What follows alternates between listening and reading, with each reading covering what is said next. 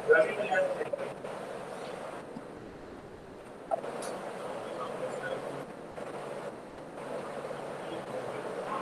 Good morning, afternoon, sir. sir.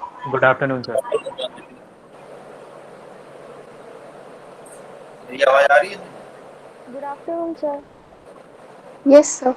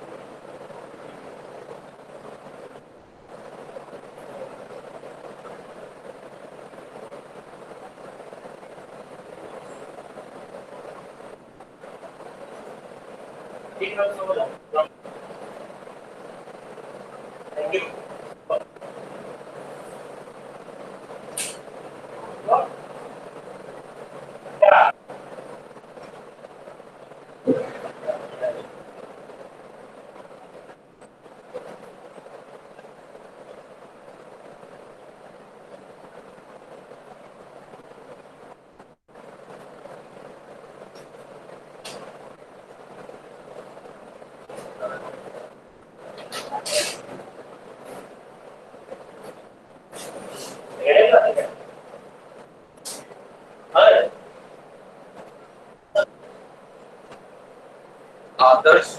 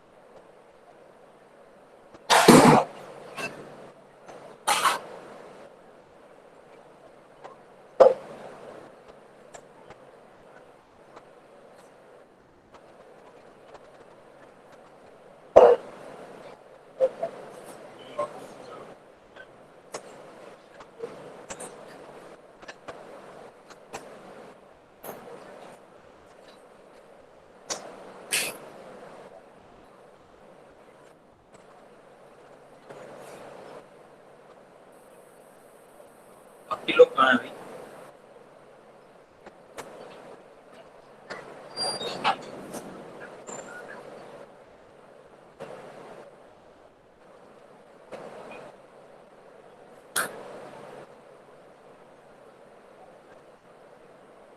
इस Saturday को evening में मैं एक मीटर प्लान करूंगा, उसका लिंक आपको प्रोवाइड कर दिया जाएगा। ठीक है?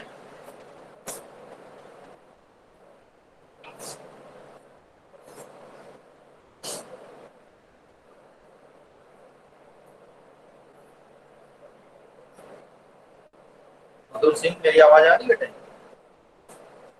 जी सर, अभी अभी आया है सर, आ रही है सर।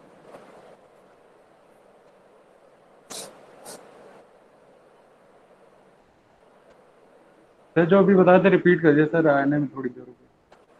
आ जाए, बाकी लोग तब रिपीट करते हैं और लोगों को जुड़ने।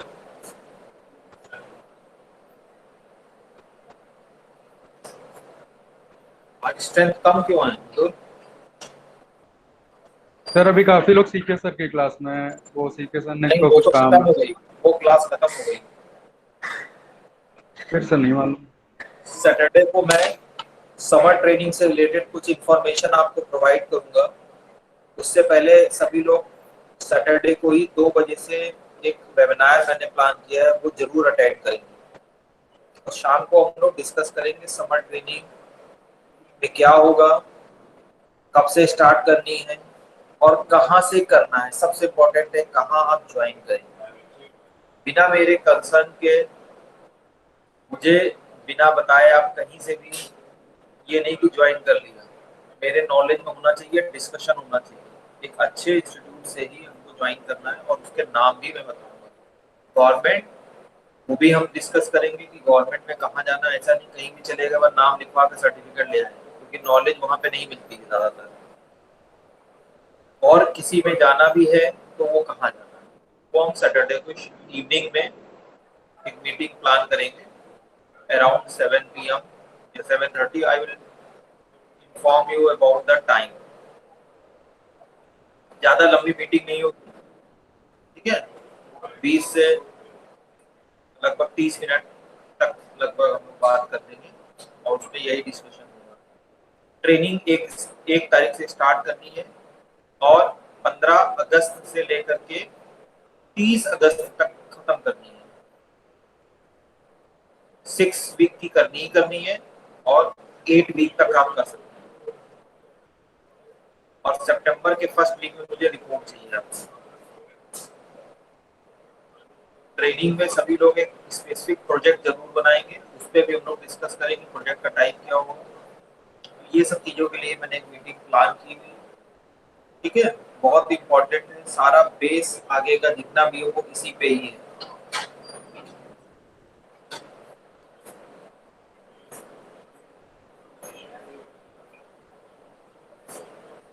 अब तक कल कौन सा टॉपिक डिस्कस हो रहा था हमारा?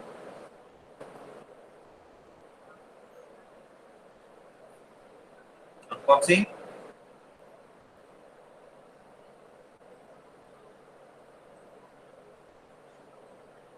Yes sir. सर कल सर वो सर पेंट और गैंट चार्ट सर, पर्ट और गैंट चार्ट सर डिस्कस हो रहा था सर। अच्छा, कल क्लास में थे क्या तुम? ये सर कल क्लास में था। कल गैंट और पर्ट चार्ट डिस्कस हो रहा था। और सर कल आईएसओ पर भी डिस्कशन हुआ था सर थोड़ा सा। और सर SEICMM पे भी हुआ था सर। कॉपी में लिखा नहीं जा रहा मुझे लग रहा है। अगर लिखा होता तो डेट वाइज अगर आप लिखते तो तुरंत बताते। Yes sir. नोट्स मुझे सभी के चाहिए, ये ध्यान रखिएगा। मैं आपको फिर से बता रहा हूँ, जब आप लोग नहीं लिख रहे हैं ये बाद में आपको दिक्कत करेंगे। देखिए स्क्रीन शेयर हो रही है। यस सर हो रही।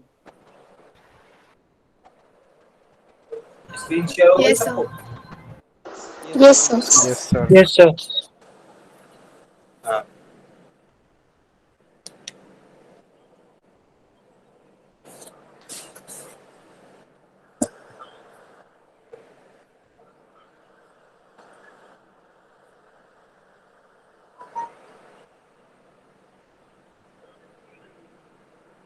तो कल हम लोग डिस्कस कर रहे थे अबाउट SEICMM, जिसके 5 लेवल मैंने आपको बताए थे। और मुझे लग रहा है कि सेकंड लेवल या थर्ड लेवल तक हम लोग सेकंड लेवल तक डिस्कस कर चुके थे। उसके बाद आप लोग का शायद टेस्ट आ गया था और लोगों ने, आप में से बहुत सारे लोगों ने इस पे थोड़ा सा फोकस भी नहीं किया था, ध्यान नहीं दिया था। सही कह रहा हूँ मैं स्तुति?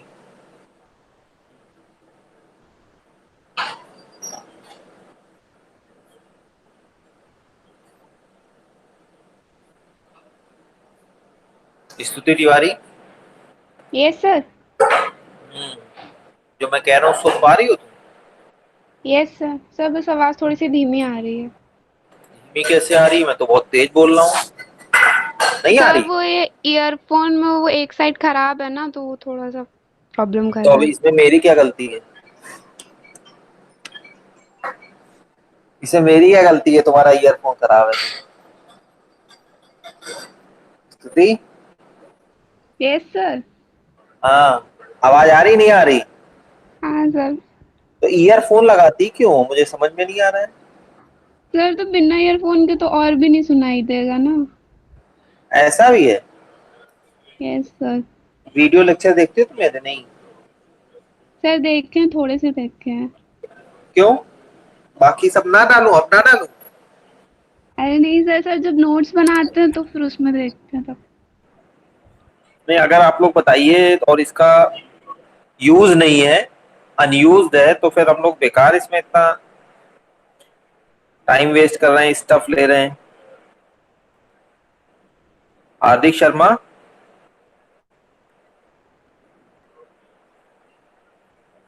कल्याणी,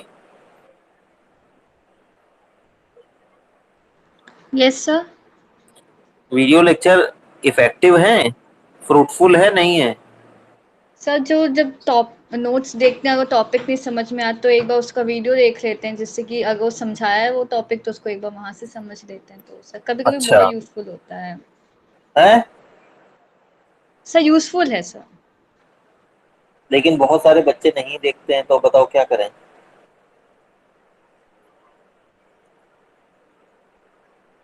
सर हम क्या कर सकते हैं सर उसमें। मोटिवेट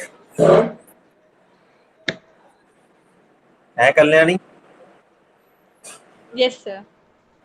चलिए थर्ड लेवल देखिए। थर्ड लेवल था SEI/CMM का define. This is process for both management and developers activities that are defined and documented through the process.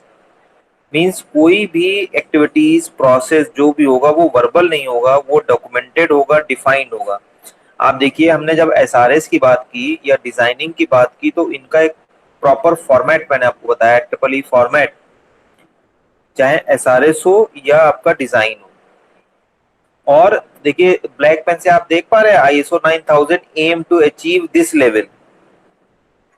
तो जो ISO की लिमिट होती है वो SEI/CMM के थर्ड लेवल तक ही होती है। इसके बाद के मैनेज्ड और ऑप्टिमाइजेशन, जहां पे टोटल क्वालिटी मैनेजमेंट की बात करते हैं, प्रोडक्टिविटी की बात करते हैं, वो ISO की रेंज में ही नहीं आता है। ये समझ पा रहे हैं सब लोग। तो अभी हम लोग डिस्कस भी करेंगे आगे SEI/CMM और ISO में difference. So fourth phase they manage the quality of process and product are measured as well as recorded. Both process and product are well understood and controlled. ठीक, इसमें आपकी process and product metrics are collected. तो हम लोग, हमारी 3 matrix होती हैं किसी भी प्रोजेक्ट को मेजर करने के लिए, प्रोसेस, प्रोजेक्ट एंड प्रोडक्ट। तो process and product metrics are used for collecting these data or managing the data for recording and save for future use. Fifth important point, optimization. Different statistics collected from process and product measurement, जो हमने already matrix के through collect किया है, are analyzed for continuous process improvement और total quality management. यानी each and every phase, process, steps should be taken for the full management and optimization of the quality produced by your software system. Every time your customer must be benefited whatever he spent in terms of money or time, जो भी उसने spend किया हो, तो वो उसका quality education उसको जरूर मिले, नॉलेज मिले, सॉल्यूशन मिले। तो जब मैं वीडियो की बात कर रहा हूँ, आप लोग देख पा रहे हैं कि नहीं देख पा रहे हैं। देखिए सभी लोग नेट तो यूज कर ही रहे हैं, आप अपना नेट स्पेंड कर ही रहे हैं, नेट का पैक सबने अपना जो है वो रिचार्ज कराया ही है। तो लेक्चर में ना आना, किसी भी क्लास को ना करना, क्या आप उसमें यूटिलाइजेशन कर रहे हैं? उसमें आपका कोई बेनिफिट तो है नहीं, लॉस ही लॉस है। ऐसा तो है नहीं कि एक दिन क्लास नहीं करेंगे तो वो जो है वो डेटा आपके आगे काम आएगा, ऐसा कोई प्लान भी नहीं है इसमें। समझ रहे हैं, ये कोई जेब खर्च तो है नहीं कि घर से पेट्रोल के पैसे मिले, बाइक से आते हैं, एक दिन कॉलेज बंक कर दिया, आसपास किसी दोस्त के यहाँ जो घर के पास रहता रुक लिए, तो वो पैसे बचे, वो पेट्रोल के, वो किसी और दिन काम आए, खाने पीने के काम आए, पार्टी करने के काम आए। डेटा के टर्म में तो ऐसा है नहीं। तो इसलिए जितना भी आप एफर्ट कर रहे हैं, जितना भी आप अपना टाइम या मनी स्पेंड कर रहे हैं for any process must be utilised. हर लेवल पे वो यूटिलाइजेशन होना चाहिए। तो SEI CMM ये इस पे भी फोकस रहता है कि अगर किसी भी कस्टमर ने, पर्सनल ने आपको हायर कर किया है for your for their problem solving through your software solution, then their aim और डिजायर मस्ट बी फुलफिल। ऐसा ना हो कि उसको बाद में लगे कि ये हमारा जो है पैसा वेस्ट हो गया, ये हमने गलत जगह इन्वेस्ट कर दिया। हम लोग जैसे आपने सबने बताया ना, मैंने एडमिशन भी लिया, पूरे प्लान के साथ लिया, अच्छा कॉलेज आपने चूज किया, सब कुछ, लेकिन यहाँ पढ़ाई बहुत अच्छी होती है। अगर आप और यहाँ से अगर मिस कर देंगे, वीडियो लेक्चर नहीं देखेंगे, क्लास नहीं करेंगे, तो आप लॉस में ही रहेंगे, क्योंकि इन्वेस्ट तो आपने ऑलरेडी कर दिया है। ठीक है, अब ना क्लास करके या कोई काम ना करके आप कुछ अचीव नहीं कर रहे हैं, लॉस ही आपका हो रहा है। आप जो भी है वो अपना लॉस ही कर रहे हैं। तो ऑप्टिमाइजेशन और टोटल क्वालिटी मैनेजमेंट इन्हीं फैक्टर्स या पॉइंट को काउंटर करते हैं और हेल्प प्रोवाइड करते हैं for your user through their software solution. Next है, ये बहुत इंपॉर्टेंट है, very very important, comparison between ISO and SEI CMM। Comparison between ISO and SEI CMM।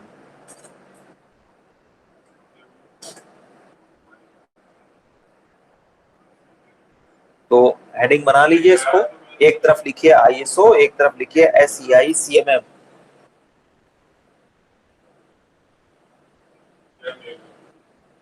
बनी नहीं बनी? बन गई सर। जैसा बन गई। अभिनव श्रीवास्तव कल कहाँ रह गए थे?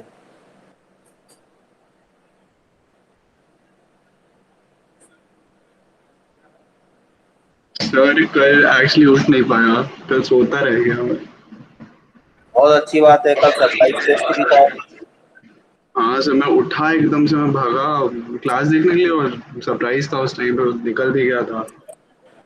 नहीं, सरप्राइज तो वो अगर कर भी दिया होगा तो एक्सेप्ट नहीं होगा, क्योंकि क्लास में अटेंडेंस नहीं है तो सरप्राइज। हाँ सर, इसीलिए सर मैं देखा भी था सर, मैं उठा बहुत लेट हो था, बहुत ज्यादा लेट। तो अलार्म लगाओ, अलार्म आप सेट करो उसमें बेटे। सर मैं डेली उठ जाता हूँ 5:15 पे, बट कल पता नहीं क्या हुआ, कल मेरा फ्रेंड आता वो भी नहीं आया, कल सब उल्टा ही पुल्टा हुआ। तो पढ़ाई ज्यादा तो नहीं कर ली थी? नहीं सर। पढ़ाई ज्यादा तो नहीं कर ली थी? नहीं सर। अधिकतर हमने सोचा यही होता है कि बच्चा देर तक पढ़ता है, लेट नाइट पढ़ता है, इसलिए नींद नहीं खुल पाती है। सर ट्यूट लिख रहा था, लेकिन या कोई मूवी भी तो नहीं देख ली तुमने पद्मावत टाइप?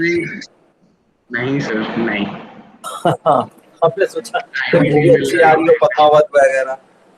नहीं सर। ओके, चलो एक तरफ लिखो ISO हेडिंग बनाओ और दूसरी तरफ लिखो SEI CMM। कल किसी चैनल पे आ रही थी, हाथी मेरे साथी, हाथी मेरे साथी भी आ रही। देखता ही नहीं सर टीवी। हाँ, एक तरफ लिखो ISO, एक तरफ लिखो SEI CMM। ISO में क्या है? पहला point, ISO is adopted by an international standard body. इसका नाम ही है international standard for organisation, while CMM is purely used for internal purpose। ये सॉफ्टवेयर कंपनीज अपने इंटरनल पर्पस के लिए बनाते हैं। ये सिर्फ सॉफ्टवेयर इंजीनियरिंग कंपनीज के लिए ही होता है, जो सॉफ्टवेयर सॉल्यूशन प्रोवाइड करते हैं उनके लिए ही ये होता है, केवल only. Second point, ISO is used for many industries and areas। I already told you in yesterday's lecture कि ISO चाहे वो ट्रेन की बात हो, कहीं सर्विसेज कंपनी है, कहीं फैक्ट्री की बात हो, एजुकेशन हो, मेडिकल हो, हर जगह। But CMM was developed specially for software industry. केवल और केवल फोकस कहाँ करते हैं? सॉफ्टवेयर इंडस्ट्री पे। ठीक है, ये दोनों पॉइंट बने।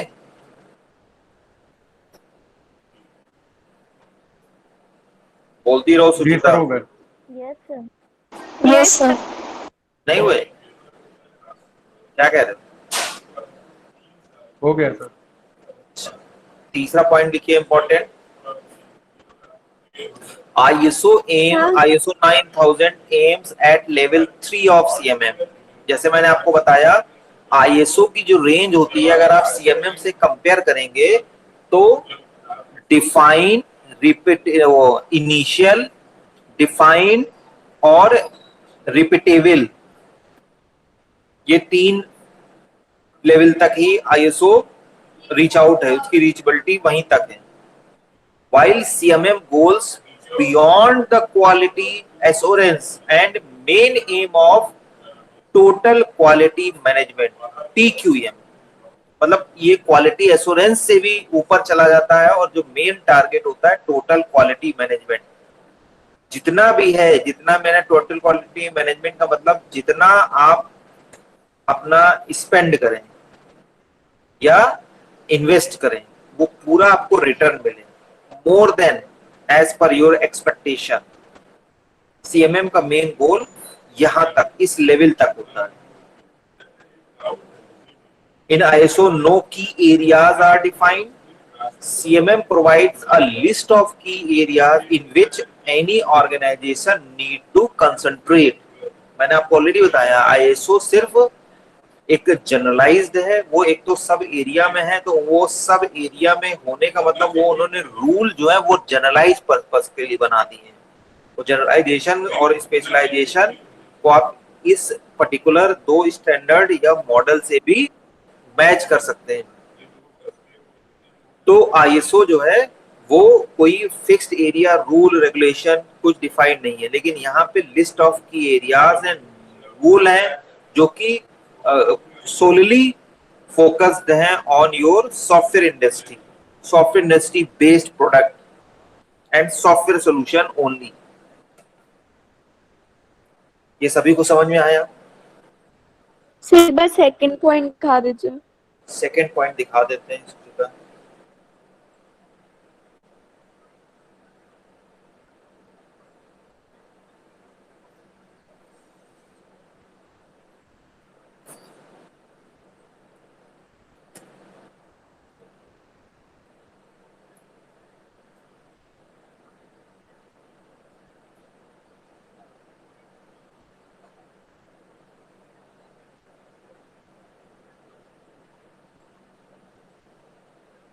यस सर हो गया। बाकी लोग भी श्रुति नोट बना रही हो? Yes sir. सर ये आपने जो बताया CMM goals beyond quality assurance, quality beyond quality assurance का मतलब क्या हुआ? मुझे समझ में नहीं है। भाई क्वालिटी एश्योरेंस तो यहाँ तक जाता, भाई इनका मेन रेंज है ISO का सिर्फ CMM के 3rd लेवल तक, लेकिन CMM जो है वो क्या करता है क्वालिटी एश्योरेंस के साथ साथ beyond quality assurance. Quality assurance का मतलब हो गया एश्योरिटी। अभी एक आगे देखिए, आप टर्म देख पा रहे हैं यहाँ पे क्या लिखा हुआ है? Reliability, trust. ठीक है, जो मैंने कल एक बात की थी, इससे भी ऊपर जाकर के टोटल क्वालिटी मैनेजमेंट तक जाके इनका जो टारगेट होता है वहां पे मेन फोकस्ड है CMM का। समझ रहे हैं? Yes sir. टोटल क्वालिटी, वो क्वालिटी एश्योरेंस के साथ साथ टोटल क्वालिटी मैनेजमेंट तक का इनका जो है रीचबिलिटी है, और फ्यूचर जिसको कहते हैं प्लान, टोटल क्वालिटी मैनेजमेंट तक। सर जी सर, अगर सर ये ISO से ज़्यादा सब प्रोवाइड करता है फीचर्स, तो सर क्यों सर ISO इंटरनेशनली अप्रूव्ड और ये नहीं, CMM नहीं है? ISO CMM ऐसा नहीं कि इंटरनेशनली अप्रूव्ड नहीं है। इंटरनेशनल का मतलब हर कंपनी, हर सॉफ्टवेयर इंडस्ट्री अपने CMM लेवल को बनाती है और जो 5 लेवल है उसको अपने हिसाब से डिफाइन करती है। देखिए ISO इसलिए बहुत ज्यादा फेमस है क्योंकि इसके एरियाज बहुत हैं। सॉफ्टवेयर तो लिमिटेड है ना, सॉफ्टवेयर जो है वो एक अपने आप में एक सिंपल सा एरिया है, एक सोल एरिया है, लेकिन जो ISO है ये कलेक्शन ऑफ एरियाज है वर्ल्ड वाइड। सर तो समझ रहे हैं? सॉफ्टवेयर उसमें ही, सॉफ्टवेयर फील्ड में ही सर इसको इंटरनेशनली अप्रूव कर देना चाहिए ऐसे तो सर, मतलब इंटरनेशनली अप्रूव्ड है, इंटरनेशनली अप्रूव्ड है सर, अडॉप्ट जैसे सर, जैसे ISO sir international sir multiple fields में है तो सर हाँ। वो इंटरनेशनली अडॉप्टेड है। तो सर इसको भी एज अ खाली सॉफ्टवेयर उसमें इंडस्ट्री के फील्ड में ही सर इसको भी कर लेना चाहिए सर, इसको इंटरनली क्यों यूज सुनिए ना, चाहिए और है नहीं में दोनों में फर्क है। आप समझ रहे हैं? चाहिए और है नहीं में फर्क है। अब मैं इसको बहुत अच्छे से मैं आपको डिफाइन कर सकता हूं या बहुत अच्छे से एग्जांपल दूंगा तो आपके ही क्वेश्चन का आंसर आपको मिलेगा कि ISO जो है वो जनरलाइज्ड, उन्होंने स्पेसिफिकली जो कह रहे हैं, उन्होंने ऐसा नहीं कि सॉफ्टवेयर इंडस्ट्री और प्रोडक्ट या ऑर्गेनाइजेशन को हैंडल नहीं किया है, इनके रूल और प्रोसेस को या वो जो है एड्रेस नहीं किया है, वो किया है। लेकिन ये जब एक उसमें बहुत डीप में चले जा रहे हैं तो इनकी जो ओवरऑल जनरल पॉलिसी होती है वो वायलेट हो जा रही है। स्पेसिफिकली मैं आपको अभी भी जो हमने बात की थी, कल्याणी से बात की थी और इसके पहले बात शुरू हुई थी अनुपम सिंह के, कि हम लोग जनरलाइज वे में क्या करते हैं, लेक्चर आपको पढ़ाया, वीडियो उसका बनाया, वीडियो बना करके अपलोड कर दिया।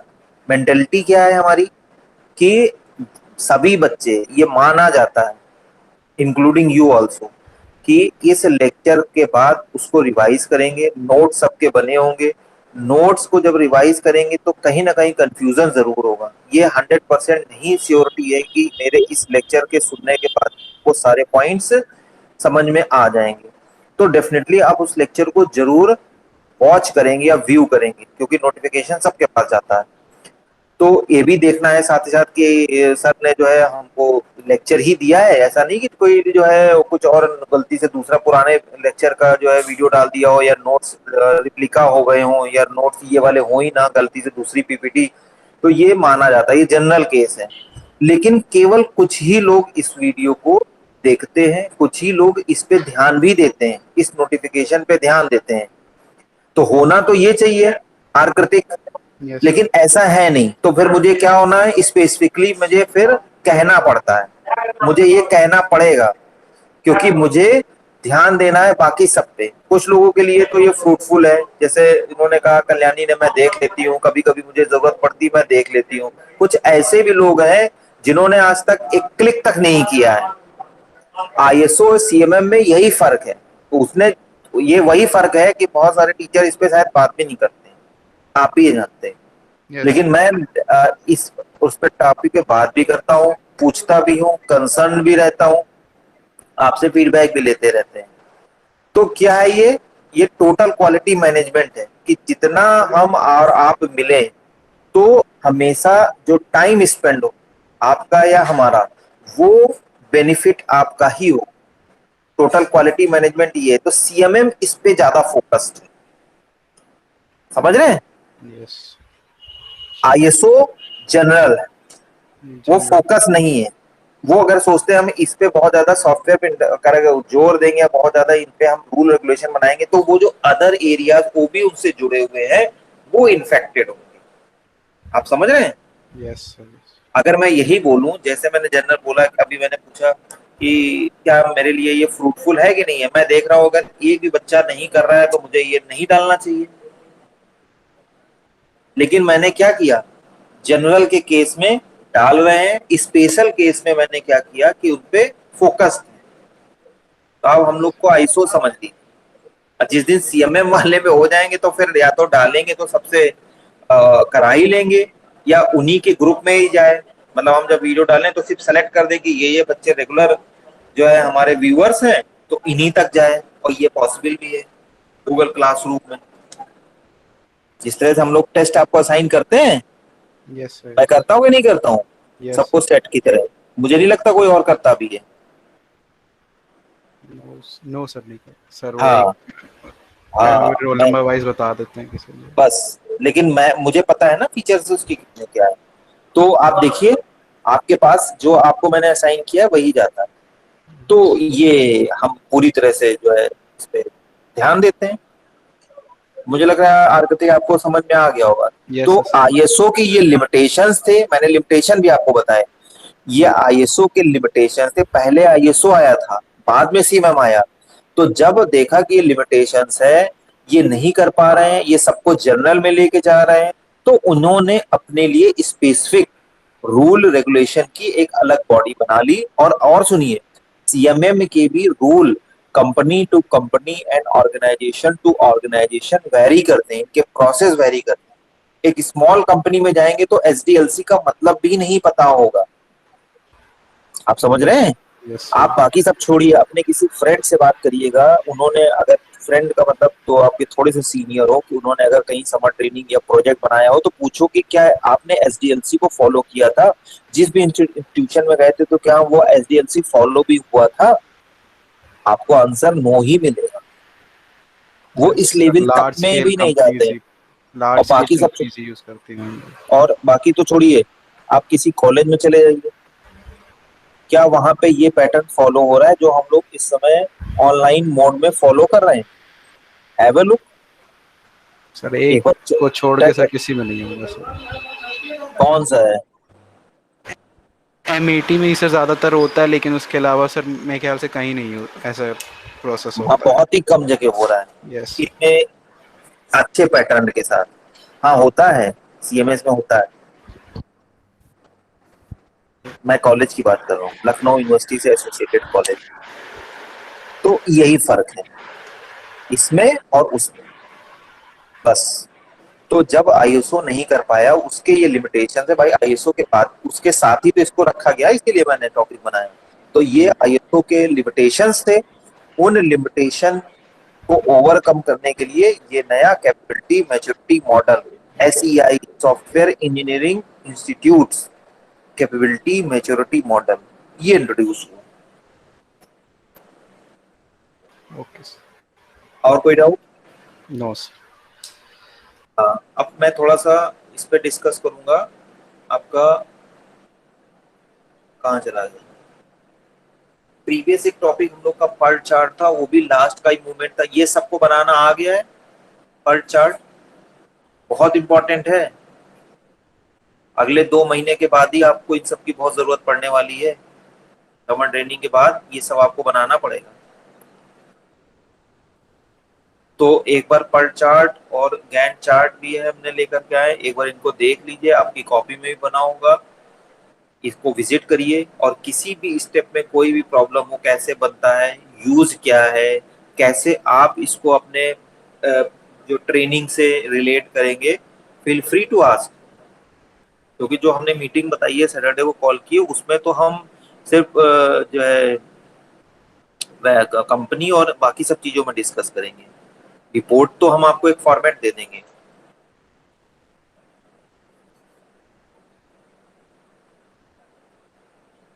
क्योंकि हम लोग फेस करते हैं, अगर बच्चे बात नहीं फॉलो करते हैं, रूल नहीं फॉलो करते हैं, तो उनका बहुत नुकसान होता है। कईयों के तो हम लोग सर्टिफिकेट जो है नहीं मानते हैं, फिर वो जा करके दूसरी जगह जब हम बताते हैं कि नहीं आप वहां से नहीं यहाँ से करो जाके, तो आधा समय तो उनका इन्हीं में सब में वेस्ट हो जाता है। इधर भी गए टाइम और मनी, उधर भी टाइम और मनी चला गया, काम अच्छा नहीं है। तो पता चला अगर है भी जहाँ पे उन्होंने कहीं कर भी लिया गवर्नमेंट साइड में, तो उधर कहीं से करके तो वो काम अच्छा नहीं है, नॉलेज नहीं है, वहां नंबर नहीं मिल रहे हैं, फेल तक हो रहे हैं बच्चे। भाई अगर हम 30 में आपको 12 दे रहे हैं तो आप फेल ही हैं, समझ लीजिए। 30 में 12 का क्या मतलब हुआ? 30 में 12 बिल्कुल 40%। 50 में जो है हम आपको 20 नंबर दे रहे हैं तो क्या है? फेल ही समझिए। इस ऐसे पेपर में जहाँ 50 में 45, 50 में 50, 50 में 48 नंबर आने चाहिए, जाके कुछ नहीं है। क्योंकि आप टाइम और मनी दोनों स्पेंड तो करेंगे, लेकिन सही जगह से ना काम करके, और जो है चीजें ना समझना, टर्म ना समझना, वो सब गलत हो जाता है। और punish in the form of your award और marks. So Gantt chart and PERT chart both are scheduling tool. First of all, you must aware which scheduling tool should be used in your summer training report and useful for you. ठीक है, एक बार देखिए, फिर हम लोग इस पर discuss भी करते हैं। आज हम ट्यूट क्लास में भी सेकंड ग्रुप में इन्हीं पे ज्यादा फोकस करेंगे, इसी पे ही बात ही करेंगे।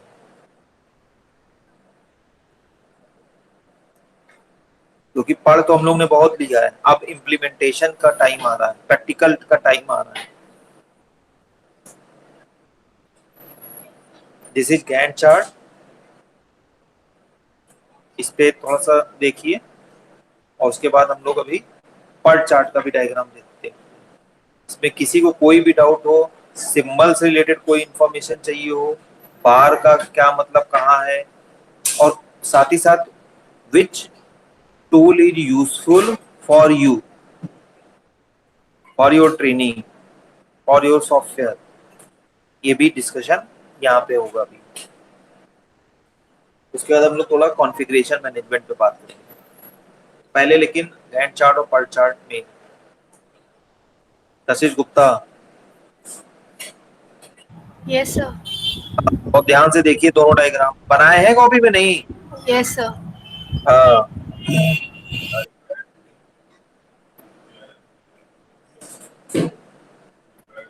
कंपनीज वगैरह जब आपकी इंटरव्यू के लिए जाती हैं, मैं इंटरव्यू की बात कर रहा हूँ, मैं सिलेक्शन प्रोसीजर की अभी बात नहीं कर रहा हूँ। सिलेक्शन प्रोसीजर तो आपका स्टार्ट हो जाता है जब आपका फर्स्ट टेस्ट होता है, प्रिलिमिनरी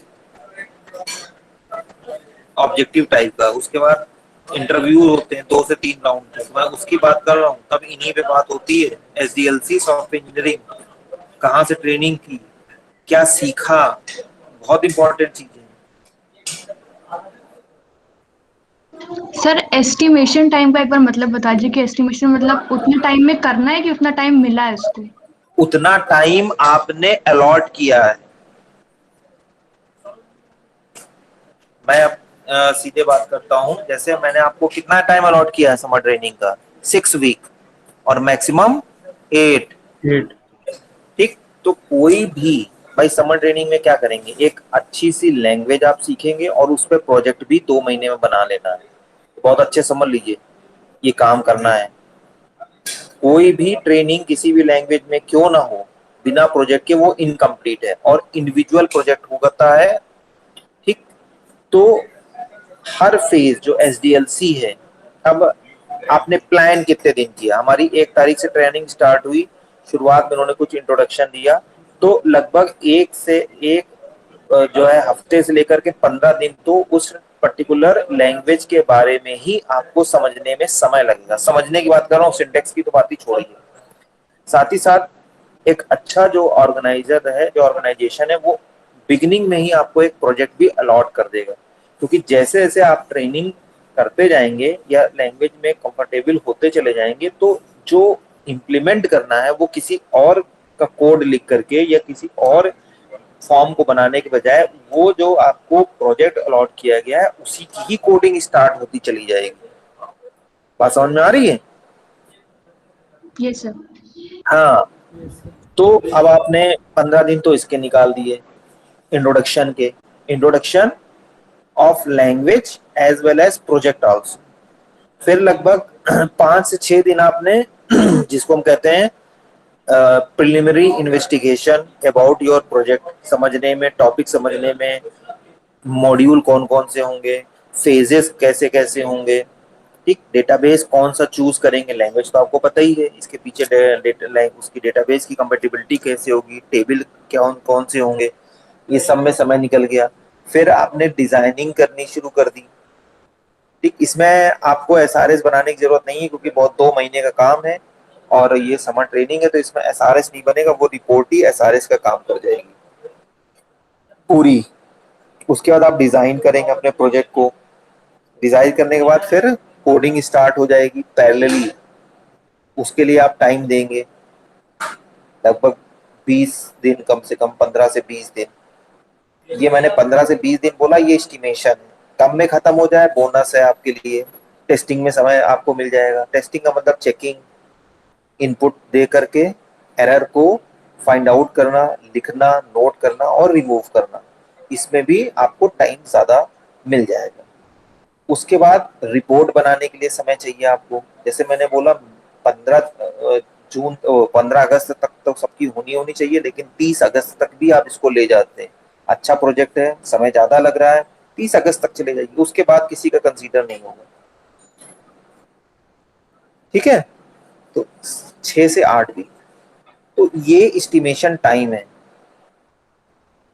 श्रुति। इसमें जो है हमने आपको जो टाइम दे दिया, इसके अंदर अंदर आपको काम खत्म कर लेना है।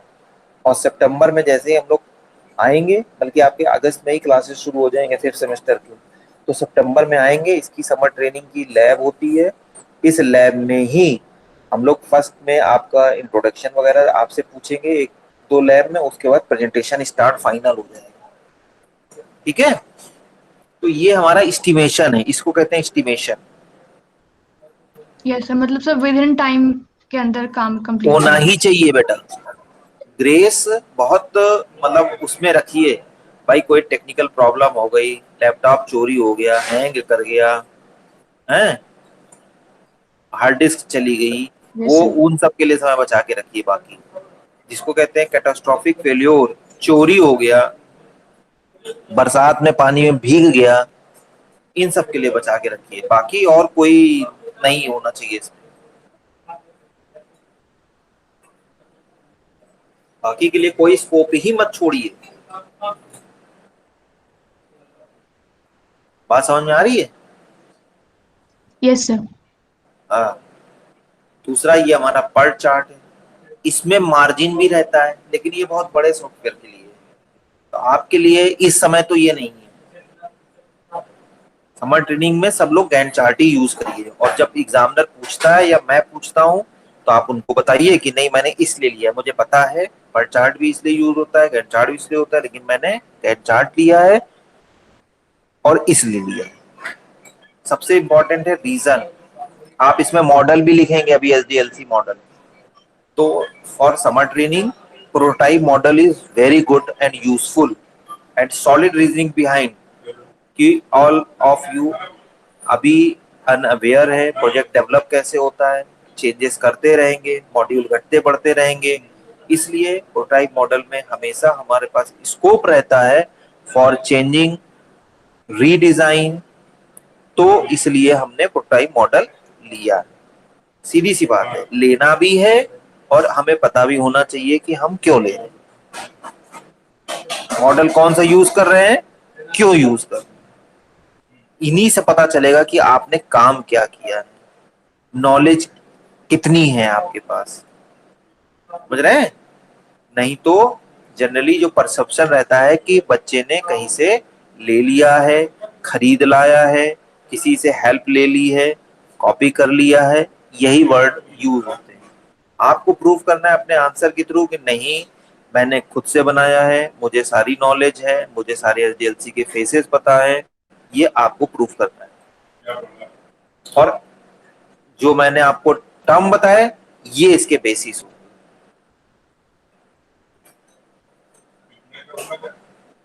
ध्यान से देखिए पार्ट चार्ट, क्रिटिकल जो आप बता रही थी एस्टिमेशन टाइप में, तो क्रिटिकल की कंडीशन जो है, जो वो एक क्रूशियल टाइम होता है, वो टाइम ड्यूरेशन कैसे मैनेज करना है, और अगर हमारा वो बोनस टाइम बच जाता है तो वो किसी दूसरे फेज में हम कैसे यूज कर सकते हैं, ये भी एक टैक्टिक्स है। ठीक है, उस मार्जिन को हमें पॉजिटिव वे में कैसे यूज करना है, या नहीं भी हम कहीं दूसरी जगह लगा रहे हैं तो उसी मॉड्यूल में उसको और रिफाइन करना, इफेक्टिव करना, टेस्टिंग में यूज कर लेना, ये भी एक क्वालिटी है। अ गुड सॉफ्टवेयर इंजीनियर, एक अच्छे सॉफ्टवेयर इंजीनियर की ये भी एक क्वालिटी है। बात समझ में आ रही है? सर तो बेसिकली हम चार्ट के थ्रू बताते हैं कि हमारा प्रोजेक्ट कितने टाइम पे बन रहा है या कितना टाइम ले कंज्यूम करेगा।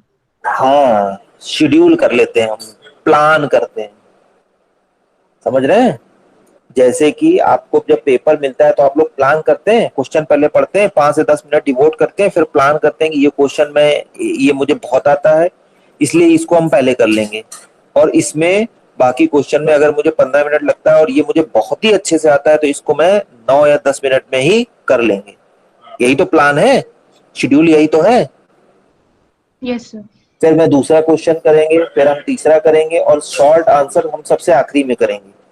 इसके लिए हमने आधा घंटा रिजर्व करके रखा हुआ है। तो शेड्यूल इसी को कहते हैं, यही शेड्यूल यहां बनाना है। शेड्यूलिंग इसका मतलब ही यही है।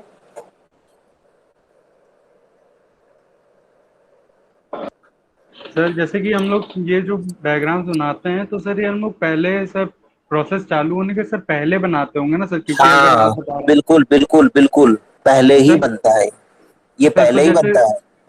तो जैसे कि सर आपने ये बताया था कि जैसे आप कोई कैटास्ट्रॉफिक डिजीज कुछ हो गया सर, तो मतलब ये तो जैसे सर हमने कुछ टाइम अलॉट किया है और मतलब उससे सर मतलब सर एक हम लोग होता नहीं है कि अलॉटमेंट टाइम के रिजर्व टाइम भी रखते हैं कि हाँ मतलब अगर कोई मतलब दिक्कत आ जाए तो हाँ सर अगर हाँ उस टाइम में सर हमारा फेस चला गया तो सर हाँ। उसको सर उस पे कैसे दिखाएंगे सर चार्ट पे? इसका सबसे सही तरीका है, बहुत अच्छा सवाल पूछा है, इसका सबसे सही तरीका है नाउ ऑनवर्ड्स सभी लोग 2 से 3 पेन ड्राइव खरीद के रखिए, गूगल ड्राइव पे अपना स्टोरेज एकदम पक्का रखिए, 2-3 जगह सेव करिए मधुर जैन,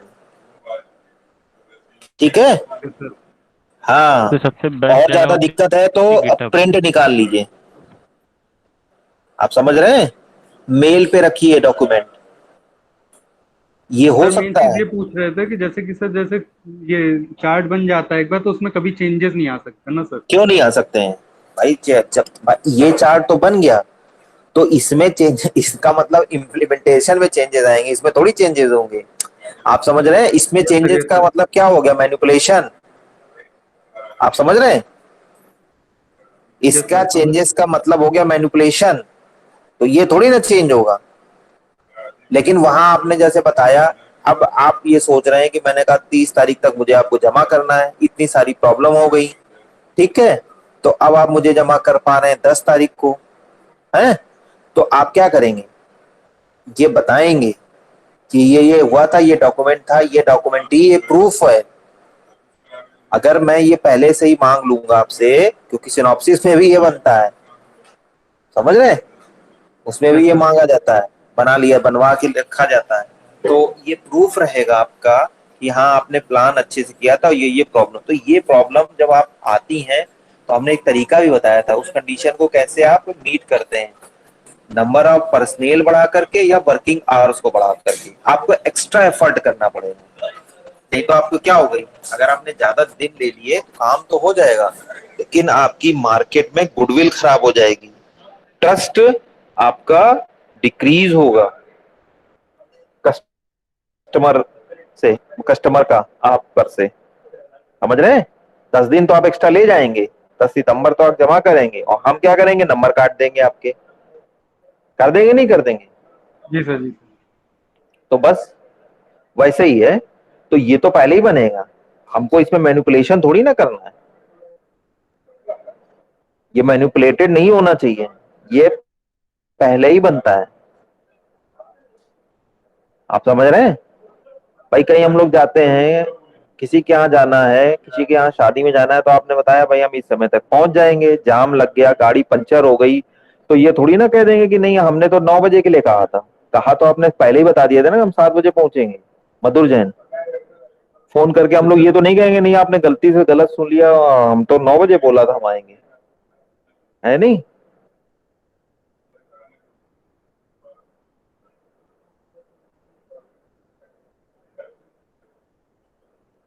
ठीक है, तो अब मुझे नहीं लगता कि आप लोग को इसमें कोई क्वेरी है या कोई है। मैं अभी जब ट्यूट क्लास लेंगे तो मैं आपसे प्रोजेक्ट दे करके और एक जो है एक्सरसाइज के फॉर्म में ये गैंट चार्ट पर चार्ट बनवाऊंगा भी आपसे, और भी 1-2 डॉक्यूमेंट जो मुझे लग रहे होंगे वो मैं आपसे बनवाऊंगा भी। मीनवाइल जो नेक्स्ट टॉपिक है हमारा वो है कॉन्फ़िगरेशन मैनेजमेंट। देख पा रहे हैं, ये प्रोजेक्ट मैनेजमेंट का प्लान है, यस कॉन्फ़िगरेशन मैनेजमेंट। जब हम प्रोजेक्ट मैनेजमेंट प्लान करते हैं उसी में प्रोजेक्ट मैनेजमेंट में ही हमारा ये टॉपिक आता है कॉन्फ़िगरेशन मैनेजमेंट, कॉन्फ़िगर करना सिस्टम को। इसको हम लोग आगे लेक्चर में कंटिन्यू करेंगे, लेकिन थोड़ा इंट्रोडक्शन जरूरी है आज का। So in software engineering, software configuration management, that is your SCM, is a process to systematically manage, organize, and control the changes in documents, codes, and other entities during software development life cycle. Configuration management, system का configuration करना. Primary goal is to increase productivity with minimal mistakes. So configuration management or software configuration management is a part of cross-disciplinary field of configuration management, and it can be accurately determine who made which revision. ये ध्यान रखना है, revision, baseline define करना, अभी मैं आपको बताऊंगा what do you mean by baseline, configuration, पहले तो identification, assessment and configuration control. ये कुछ ऐसे स्टेप्स हैं जिनके थ्रू आप इस कॉन्फ़िगरेशन मैनेजमेंट या सॉफ्टवेयर कॉन्फ़िगरेशन मैनेजमेंट को अचीव कर पाएंगे, परफॉर्म कर पाएंगे इन योर डेवलपमेंट प्रोसीजर। और इसी के कैटेगरी में, इसी के कंटिन्यूएशन में एक आएगा, ये भी प्रोजेक्ट मैनेजमेंट का ही पार्ट है, प्लान का पार्ट है, रिस्क मैनेजमेंट। रिस्क मैनेजमेंट भी हम लोग उसके बाद डिस्कस करेंगे। तो ये सब कुछ अच्छे इंपॉर्टेंट टॉपिक्स हैं। So why do we need configuration management? There are many reasons. First, multiple people working on software which is continuously updating, जो लगातार चेंज करते हैं अपनी कोडिंग स्टाइल के साथ, मैनिपुलेशन के साथ, और भी बहुत सारी टैक्टिक्स के साथ। It may be case where multiple version branches authors are involved in a software configuration project and team is geographically distributed and works concurrently, साथ ही साथ काम भी करते चले जा रहे हैं। तो अपडेशन कहाँ पे क्या हो रहा है ये भी हमको ध्यान रखना है, मेजर करना है। Changes in user requirement, policy, budget, schedule need to be accommodated, क्योंकि ये कंटिन्यूअस प्रोसेस है। Software schedule able to run on various machines and operating system. There is another reason helps to develop coordination among stakeholders और users, as well as software configuration management process is also beneficial to control the cost involved in making changes to a system. तो cost को control करने के लिए भी ये एक important role play करता है कॉन्फ़िगरेशन मैनेजमेंट। यानी आप कॉन्फ़िगर कर रहे हैं, काम कर रहे हैं, लेकिन उनको कंट्रोल करना, मैनेज करना, आइडेंटिफाई करना, पैरेलल अपडेट चल रहे हैं तो उनको सिंक्रोनाइज करना, ये सब कॉन्फ़िगरेशन मैनेजमेंट का पार्ट, समझ रहे हैं? क्योंकि हम लोग की एक्टिविटीज पैरेलली बहुत सारी एक साथ चल रही हो, तो इनको मैनेज एक प्लेटफॉर्म में, ठीक है, स्मूथली सिंक्रोनाइज करना, ये मेन कॉन्फ़िगरेशन मैनेजमेंट का टास्क। सभी लोग अटेंडेंस लिख दीजिए, बाकी हम लोग डिटेल में इसमें बाद में डिस्कस करेंगे। इतने जल्दी छूटते एकदम अटेंडेंस, एकदम दौड़ पड़े जल्दी।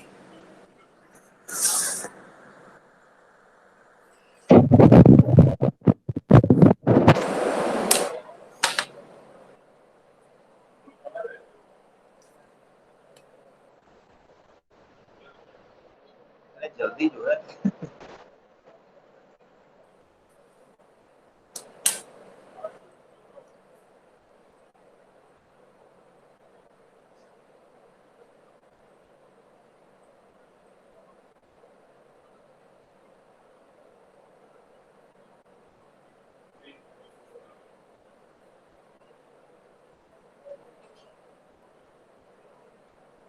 इनकी लग गई, वो लीव कर सकते हैं, बाकी हम लोग ट्यूब पे डिस्कस करेंगे।